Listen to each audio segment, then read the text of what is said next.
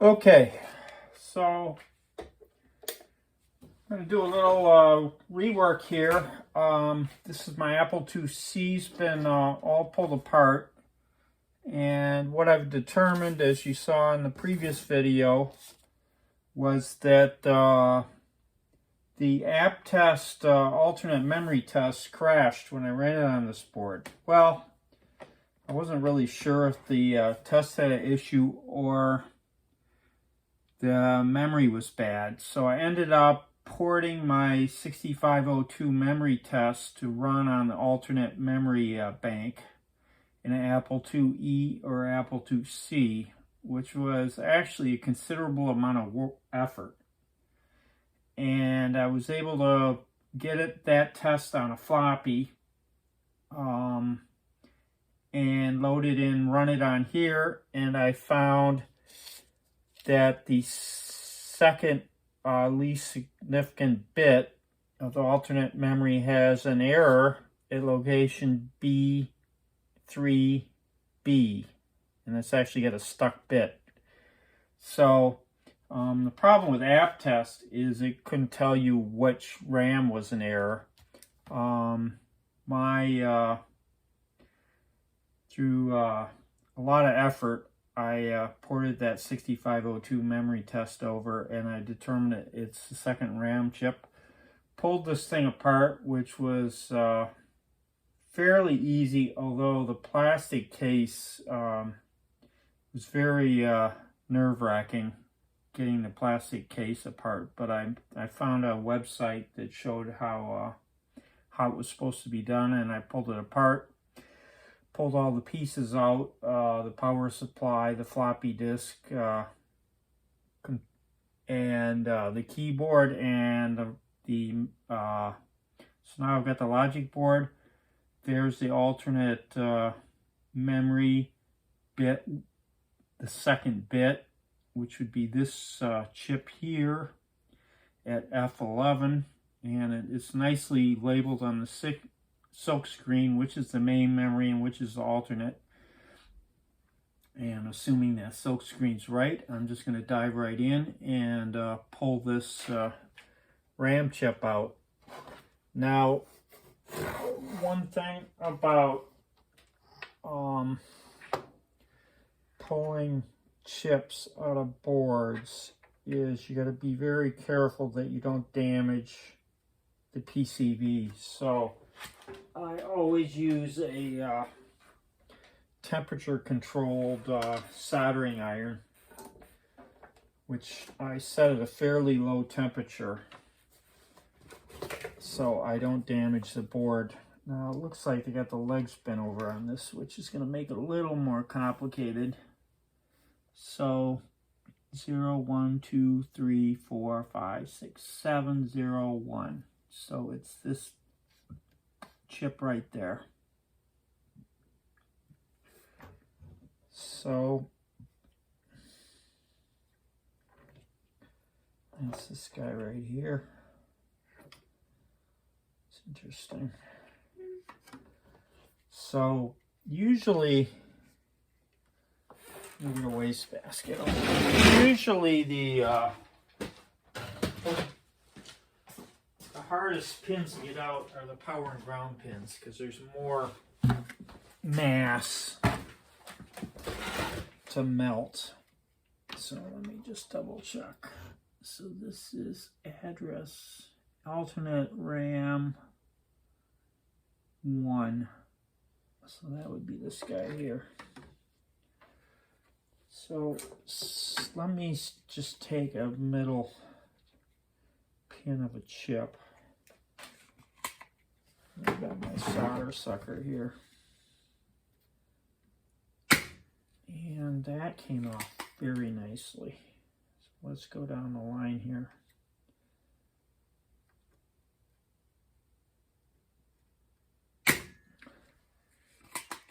Yeah, that came off very nicely.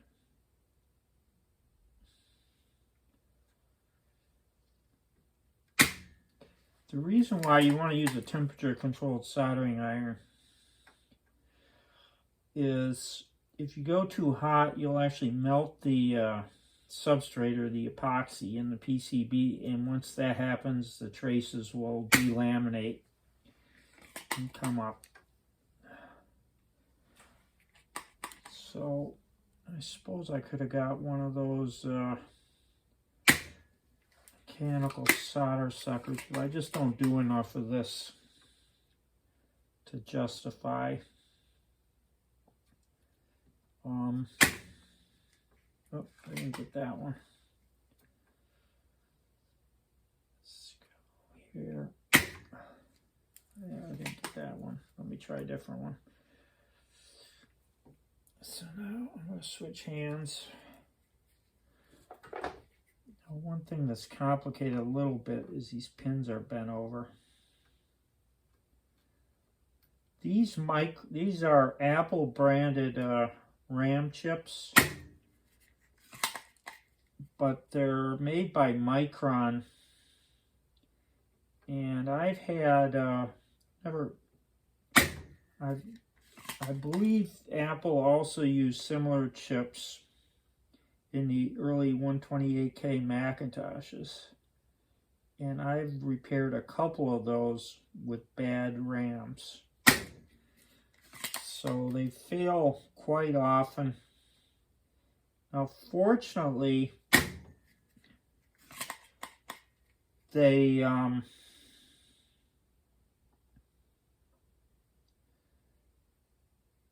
usually, the whole chip doesn't fail, but individual bits in the chips fail. And because of that, my modified 6502 mem test actually copies itself to the alternate RAM bank and runs over there. So the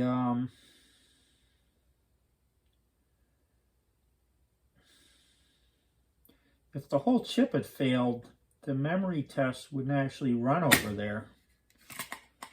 So it's fortunate that it just failed at a bit, and it wasn't a bit that the mem test ran out of. Okay, now I've got one of these grounds. I think this is a ground line. It's going to be harder to get.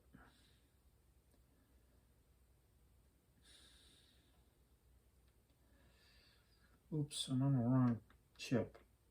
That was brilliant.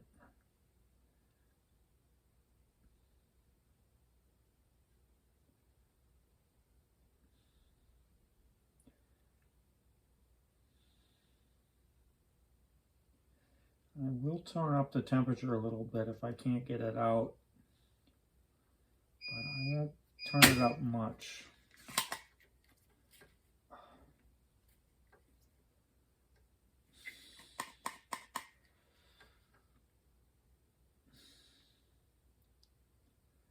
Sometimes this one's actually going extremely well, but sometimes you actually have to add solder to desolder, because the extra hot solder transfers heat better. This whole process is all about heat control.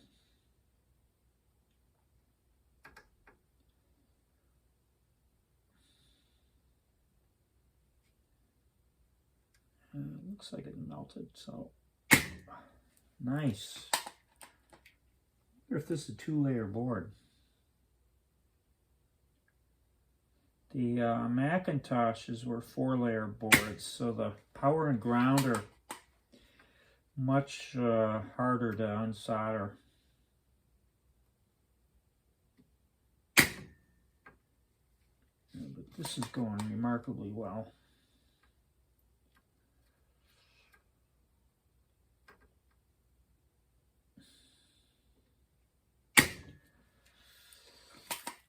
I knew the professionals, what they'll do, so they'll just cut the pins on the chip. I'm not doing that in case I made a mistake in my diagnosis. Yeah, that's not Having trouble with that one.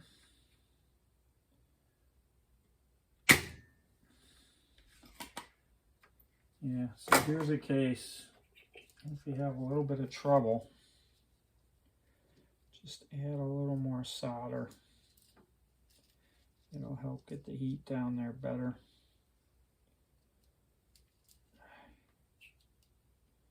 Here it is on the end.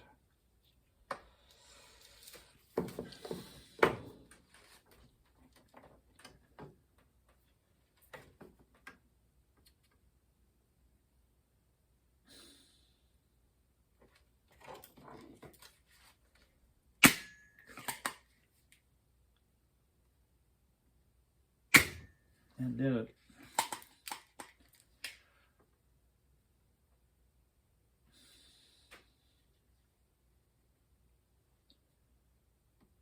I got that one. This one went really well. This is supposed to be a 2-layer board. All right, now I'm going to just make sure all the legs are loose.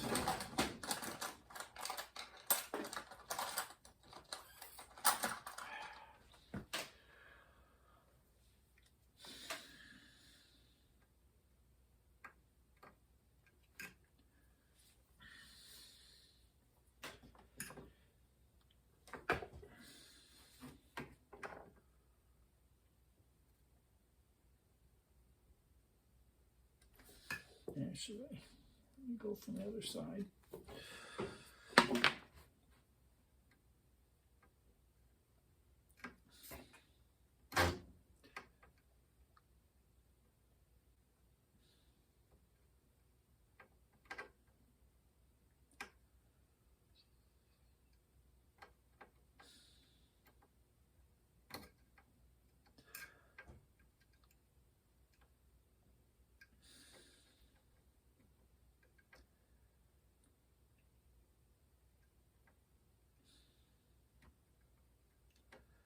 So sometimes when these, especially when these pins are bent over like these are, they'll tend to stick to the walls of the vias.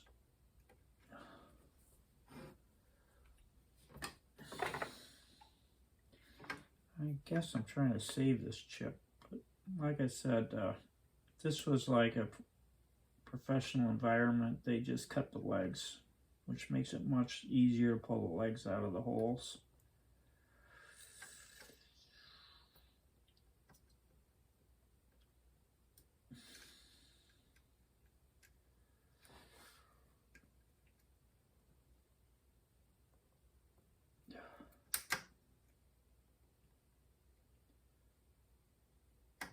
Here.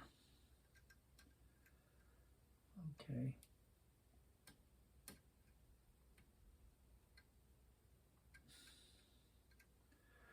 I have one side loose, or at least initially loose.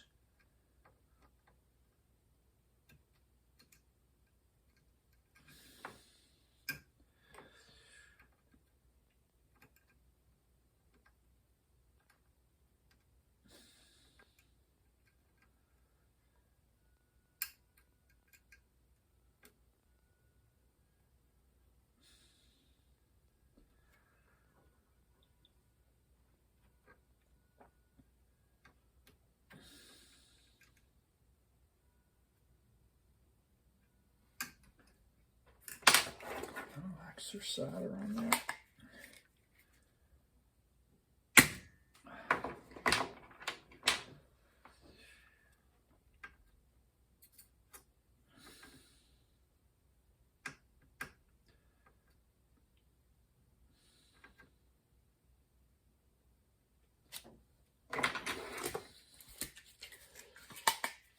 I don't know why I'm trying to save this chip.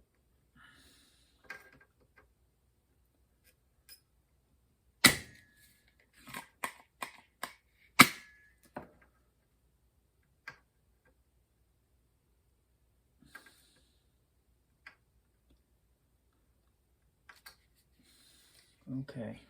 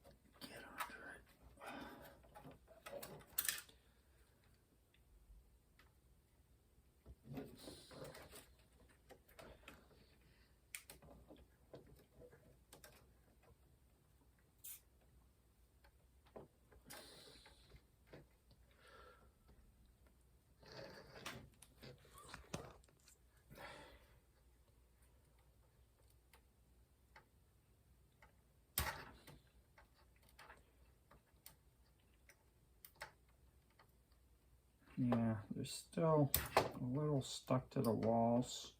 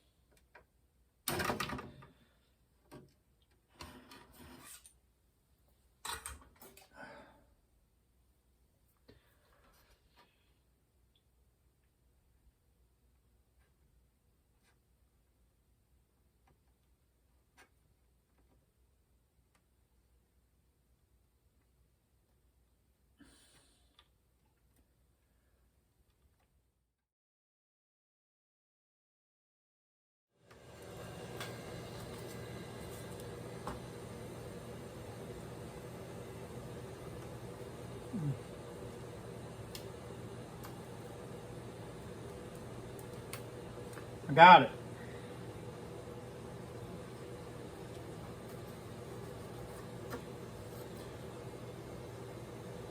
Okay, I'm gonna clean up things the side here with a little alcohol. Should have something there. No, I gotta go get it.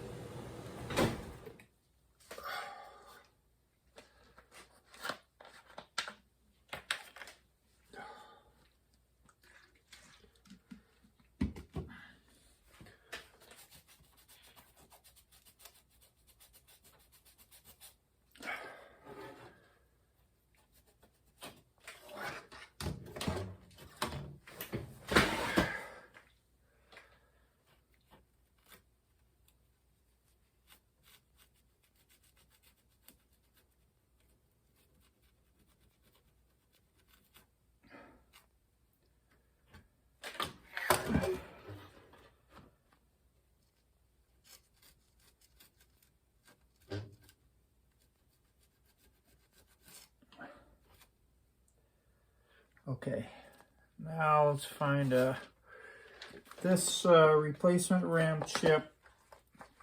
This chip I pulled out is a, I don't know where the, is an Apple branded Micron 4264. The chip I'm putting in is an Apple branded Hitachi 4864-3, which came out of a Mac 128K many years ago, but it should be compatible.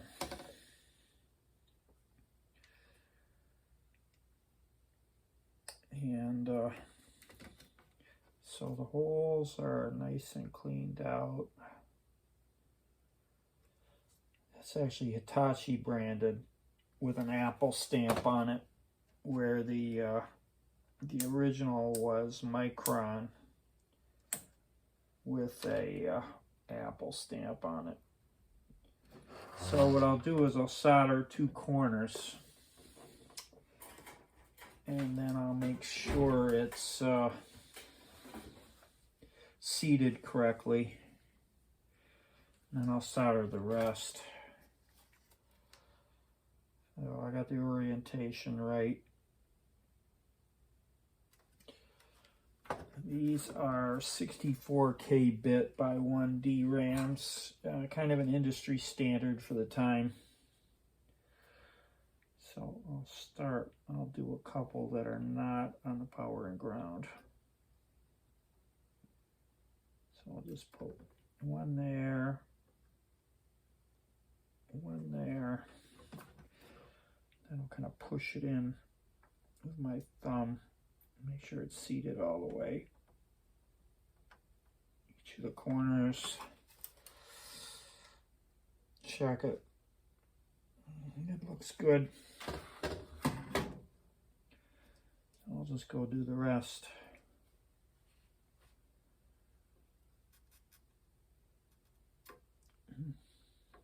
It's easier to put them in than take them out, isn't it?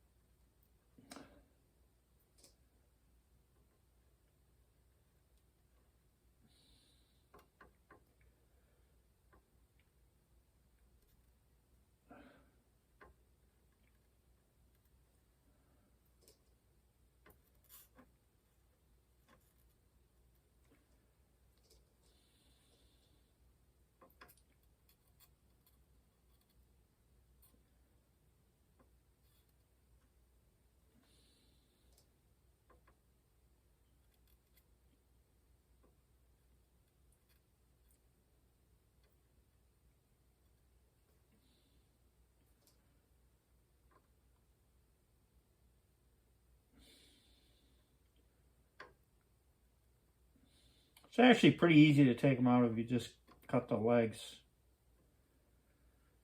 I don't know why I didn't do that. I guess I was demonstrating.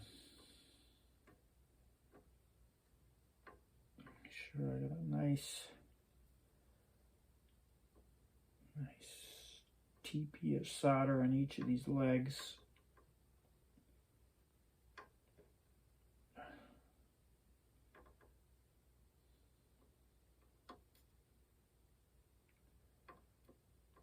Yeah, it looks pretty good.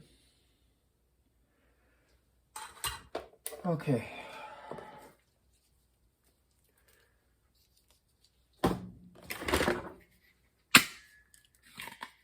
Get all this extra old solder. That's kind of my way of cleaning this solder pullet device. I shouldn't need this anymore. Get it out of the way.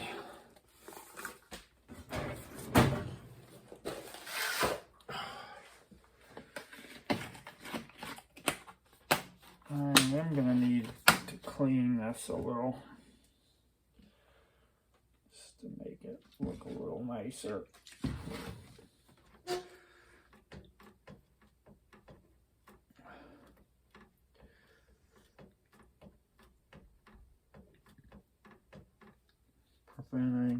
Might help prevent a little corrosion down the road, getting this clean like this.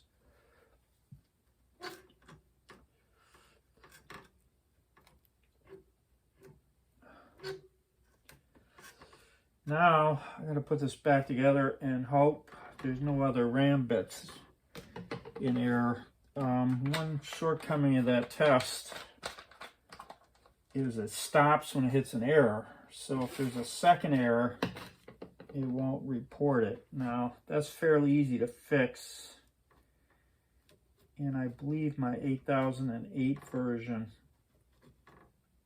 of this, the memory test, continue on error has an option to. I can't remember. But I certainly, in some ways, that would be superior. Okay, now, let's see if we can get this thing back together. This had these, two of these things, which, okay, one went here, one here, and one went here. That should match that. This goes there. Goes there.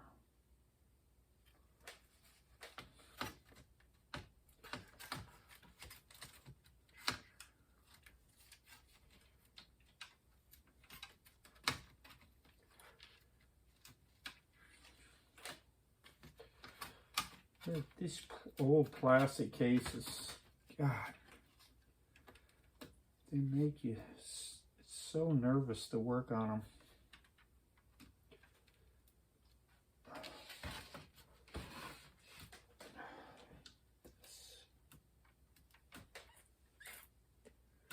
Was there a bezel on the back? No.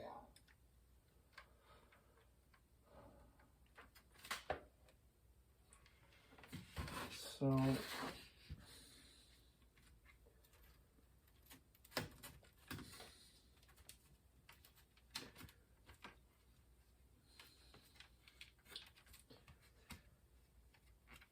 this just goes like that, I guess.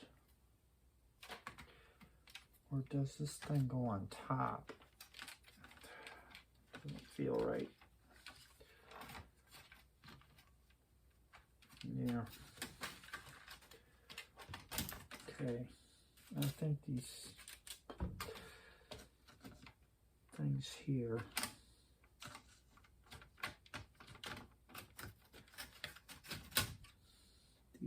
here go on top. That looks better. And then the speaker wire.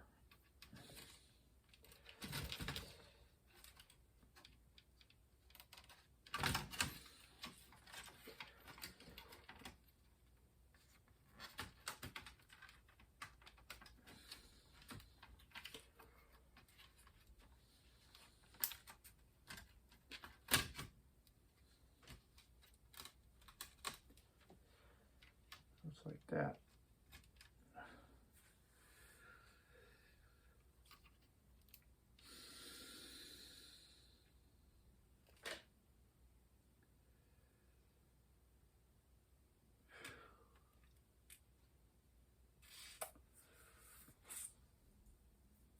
What else do we have to put on? We've got all these. Unfortunately, I'm going to have to put this all back together to test it. If it doesn't work, it's going to be annoying.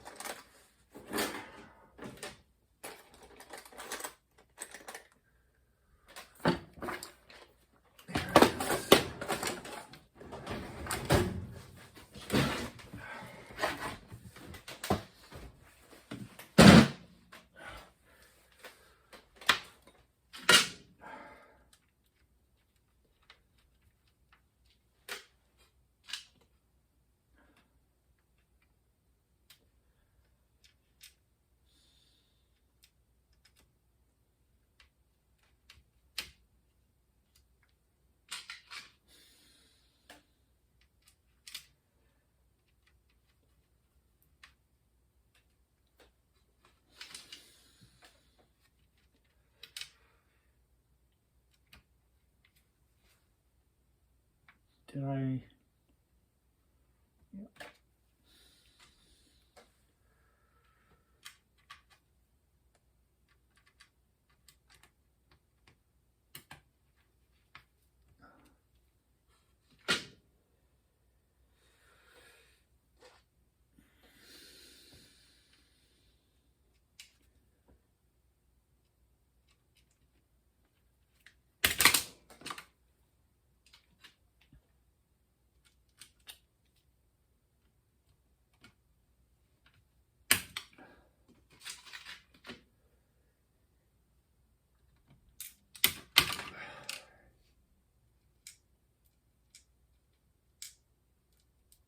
All my tools got magnetized somehow.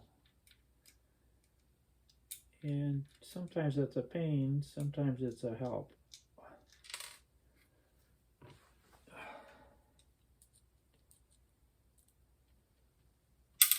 It's not strong enough to get this in there.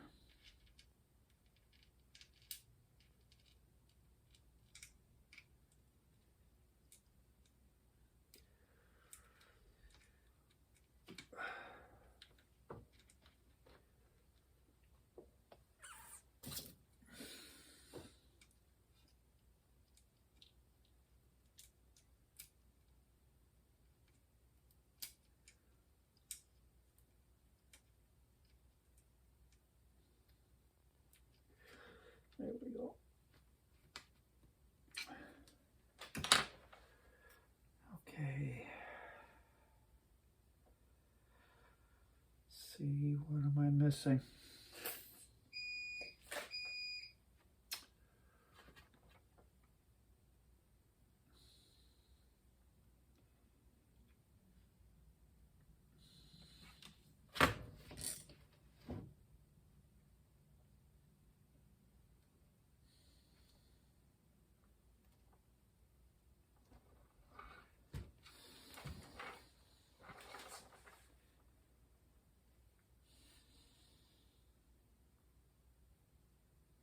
There's one.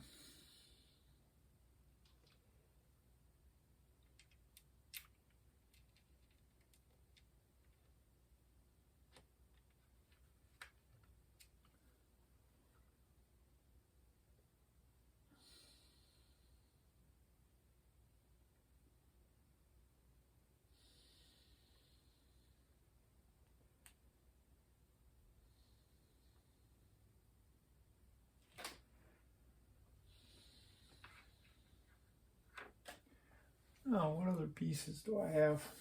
I have floppy disk unit.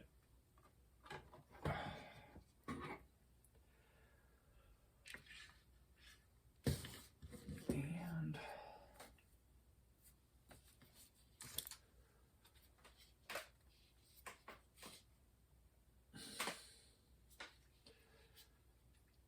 floppy disk unit's gonna go like this.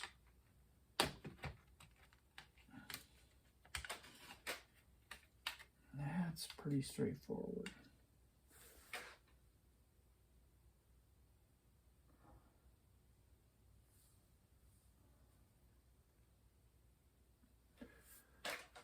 What else do I have? I have a keyboard.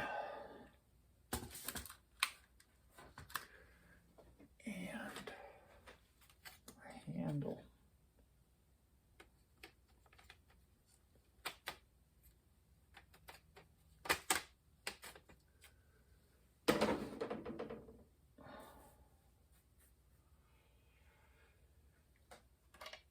Power supply. So, I don't know why I took that off. I didn't need to.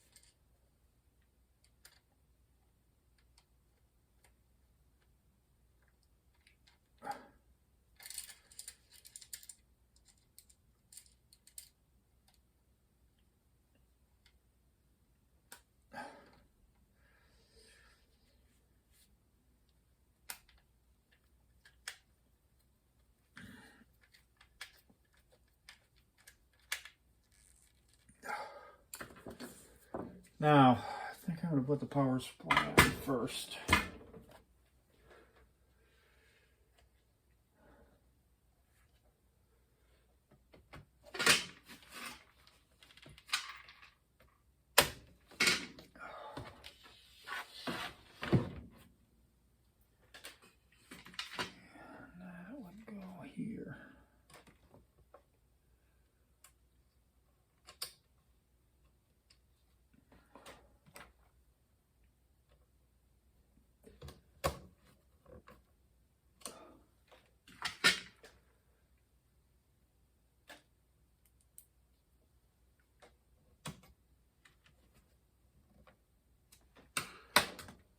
Okay.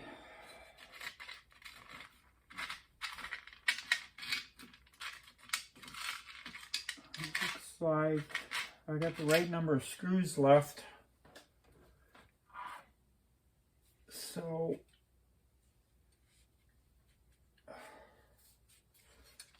floppy disk drive goes like this.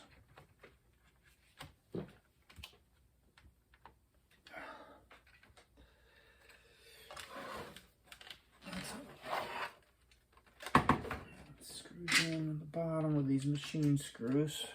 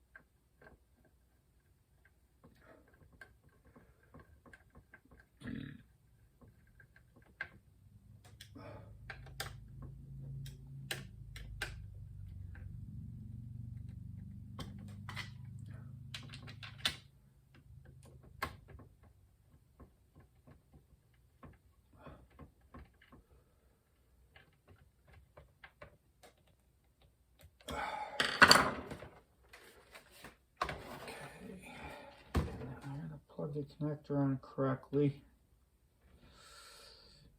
If I don't, that's good. Now, the keyboard just sits in here. There's a ribbon cable.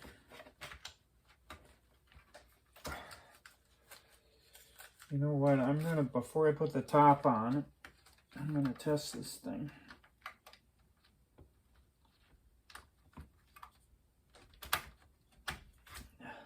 Because those plastic cases make me nervous.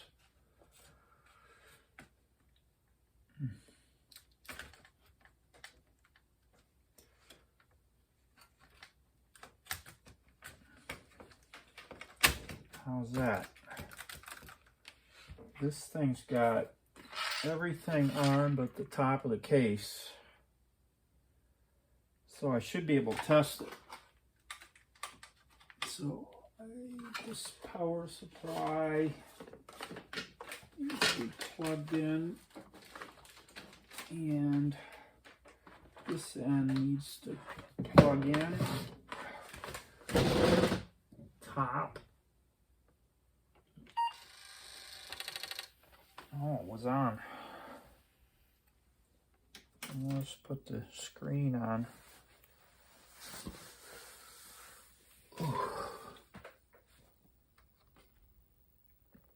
Check this drive. Got no floppy in there. So I have a floppy with my memory test. I believe it's this one.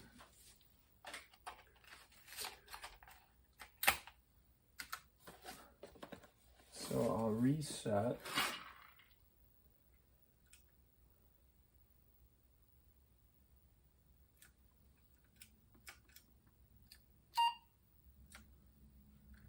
PR number 6. PR number 6.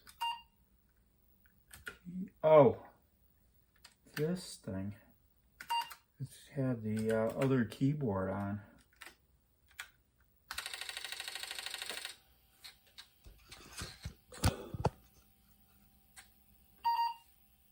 Okay, that's because I don't have integer and the boot disk. This is the integer boot disk. So catalog. And the last thing on this will be the mem test. It's a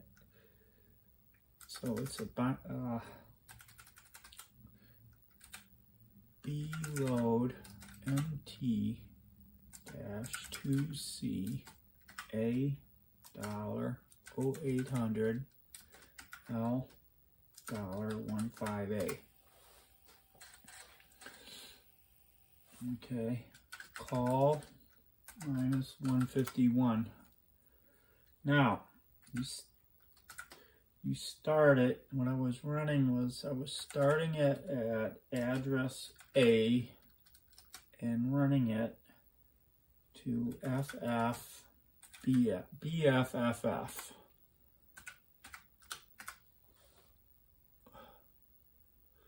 And let's look at the program. It's the last location is 959, and it's a return from subroutine. So the whole thing's there. So I could type 800 go, and it would have failed by now.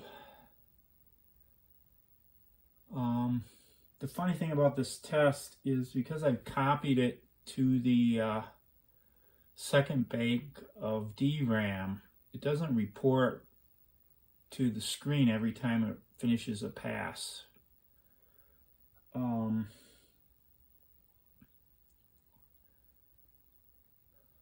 But I believe it uses location 7 in memory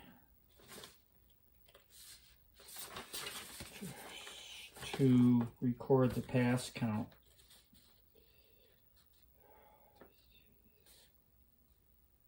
Let's see. Passes is in location 7. So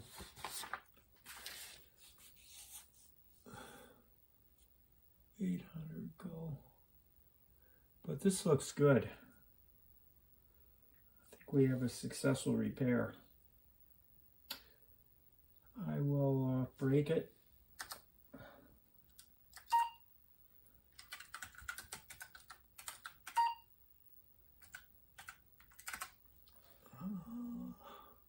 It was still running. Let me load that app test. That was the one that was initially failing. And see if that runs. Here we go.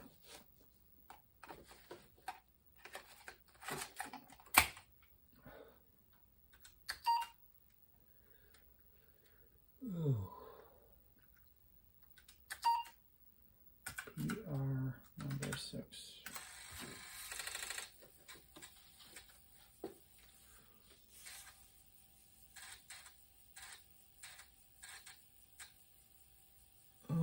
This doesn't, I've got to start this up from cold boot to make this work right.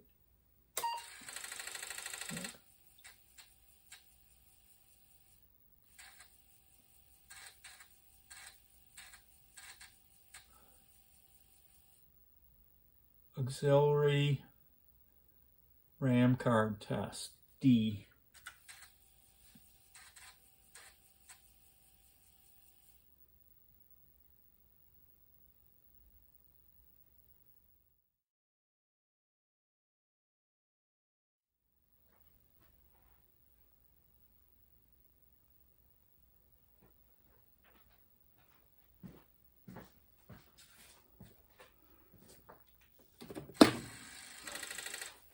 Now there we go. Complete memory test.